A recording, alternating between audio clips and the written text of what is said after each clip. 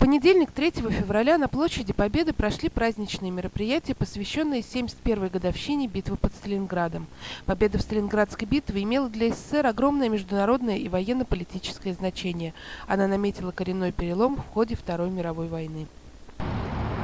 В российской истории есть события, золотом горящие на скрижалях ее ратной славы.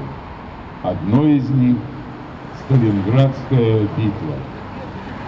Гигантское по масштабам сражение Великой Отечественной войны развернулось на берегах Волги. На отдельных этапах в нем с обеих сторон участвовало более 2 миллионов человек, около 30 тысяч орудий, более 2000 самолетов и такое же количество танков.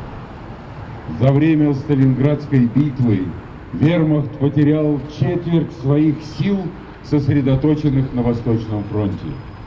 Его потери убитыми, пропавшими без вести и ранеными составили около 1,5 миллиона солдат и офицеров.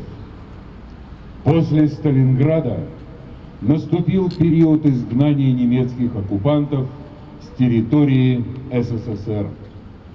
Став триумфом российского военного искусства, Сталинградская битва укрепила лагерь антигитлеровской коалиции и вызвала разлад в странах фашистского блока.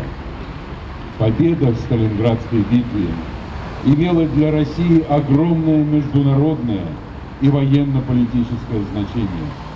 Она наметила коренной перелом в ходе Второй мировой войны.